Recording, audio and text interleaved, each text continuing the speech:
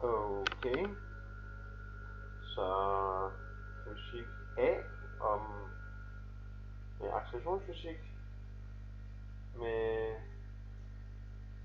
synkrotronen og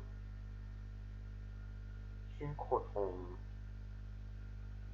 Okay, så jeg vil starte ud med at tage en beskrivelse af, hvad en synkrotron er. En synkrotron, det er en form for partikelaccelerator, hvor vi har, som I kan se her på nederste figur, har jeg to halvcirkler, der er placeret med et lille mellemrum imellem, og så vil man placere en partikel herinde midt i,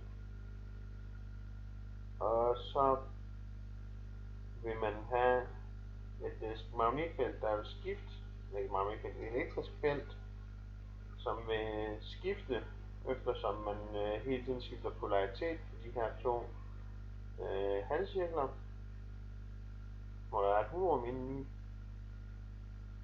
Og det vil så få partiklen til at bevæge sig rundt imellem dem. Og for at beholde partiklen på sin plads, så har man over en halvcirkel, som er symboliseret med rød heroppe i midten, så har man altså en magnet for oven og for neden, som skaber et magnetfelt, som går lodret på.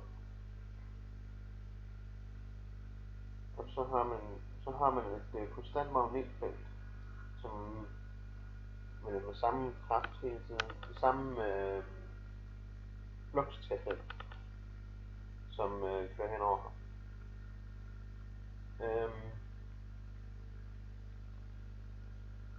Og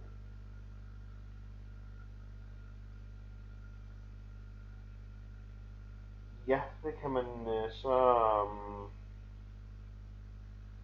på den måde kan man så accelerere partikler op til meget høje hastigheder, hvor man så kan, når de som fra et løs radiofrekvens, at man egentlig kan sende dem ud herfra, og så kan man få dem til at støde ind i et eller andet. Og det er så sådan, at omløbstiden for sådan en er så ikke afhængig af farten af partiklen. Det er ikke ifølge klassisk mekanik. Hvor lad os se om jeg kan finde til skifter. Den ikke skifte. Det var der.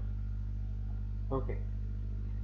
Vi har simpelthen først her, at v altså er lige med 2 gange pi gange radius delt med t, som er vores omløbstid.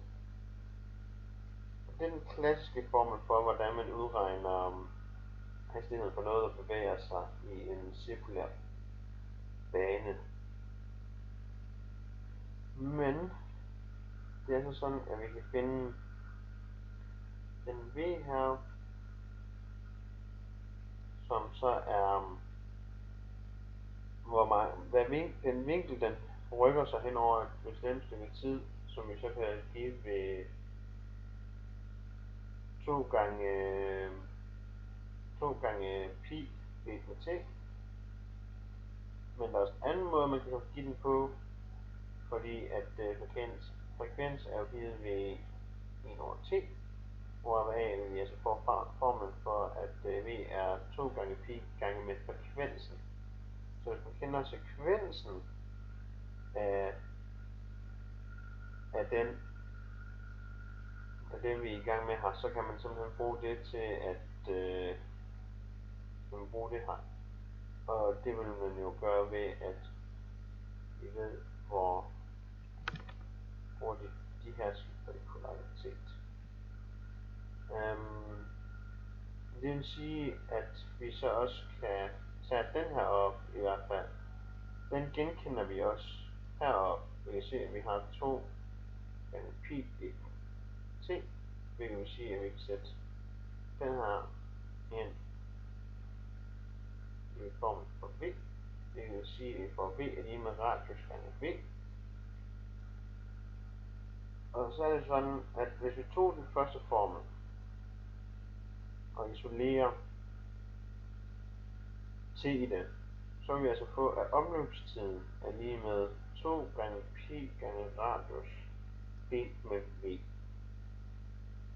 Men så hvis jeg den her op, formel herop, ind for hastigheden, så kan vi altså se, at vi behøver ikke kende hastigheden, så længe vi kender radius. Det er vi faktisk heller ikke behøver, fordi R og R går ud med hinanden. Men vi kan simpelthen, hvis vi kender frekvensen, så kan vi udregne V. Og når vi har V, så kan vi udregne T. Okay. Der er dog så nogle små problemer, eller ikke små, der er nogle problemer med sådan en cyklotron. Og det er, at når en partikel nærmer sig lysets hastighed, man kan se her, at den vil bevæge sig i sådan en spiralform her, indtil at den når kanten. Og det er nemlig, desto hurtigere den bevæger sig, desto længere vil dens bane også langsomt øges. Hvilket vil sige, at den skal have en, så desto hurtigere den bevæger sig, desto større et område skal de her halvcirkler faktisk dække. Men derudover, så det største problem, det er, at hastigheden, eller massen, når massen den øges, vi ved, at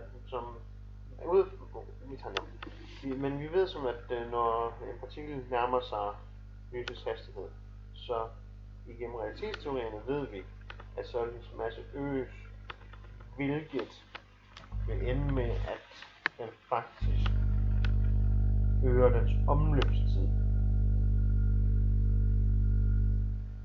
Og en måde, hvorpå man kan komme rundt om det her på, det er, at vi bruger det, der hedder en synkrotron i stedet for.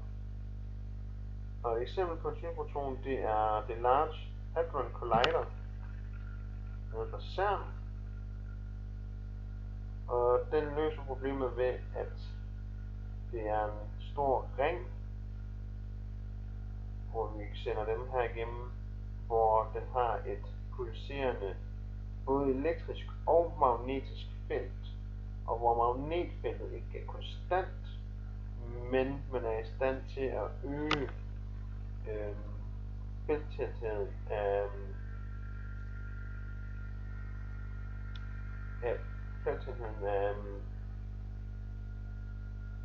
af det magnetiske felt, som går på tværs. Og på den måde kan man beholde samme partiklerne i en bane af samme radius, uden at de mister fart.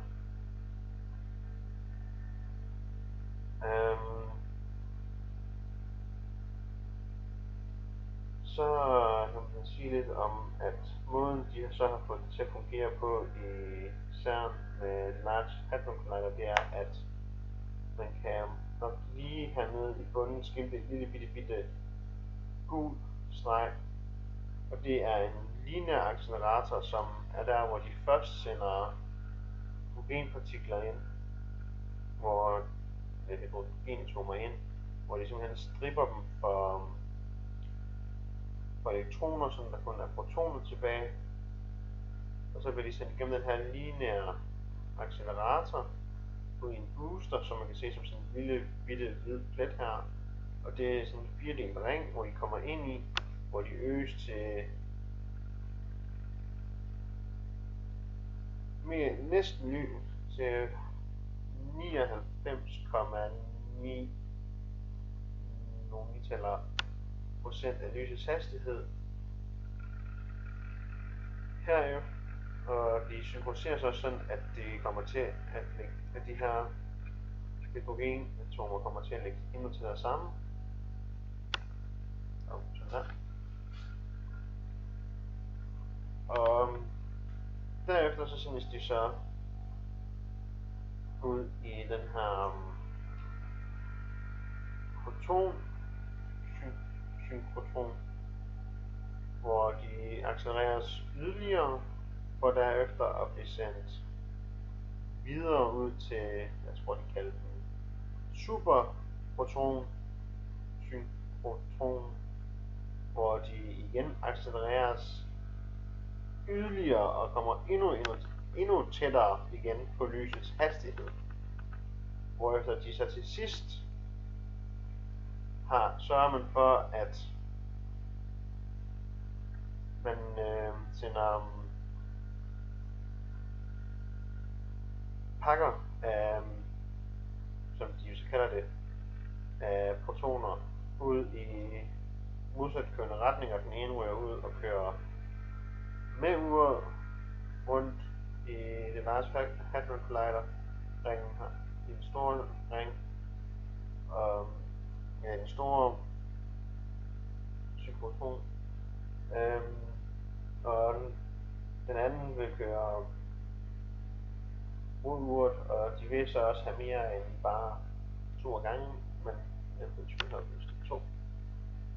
De kører i modsat kørende retning, hvor de igen vil accelereres til endnu tættere på lysets hastighed, og de vil få en ekstremt høj masse, hvorved at når man når op på de kommer op på så tæt de nu kan komme op, så har de, man kan se der er nogle steder her de krydser, man kan se en her, der er en her, der er også en heroppe, og der skulle også være en hernede, hvor de simpelthen krydser. Og ved de her krydsninger, der kan de simpelthen dreje magnetfeltet, sådan at de her pakker af protoner, de vil støde sammen, når de møder hinanden deri. Det er simpelthen symboliseret sådan, at de vil støde sammen, når de bliver inde, og når de retter magnetfeltet, så de gør det. Og så er det, vi ser, at atomerne, de vil støde sammen med så stor en kraft, at de bliver delt op i deres bestanddele endnu mindre end protoner jo, og det bliver simpelthen delt op i kvarker og sådan nogle ting, og det kan man så måle på med supercomputer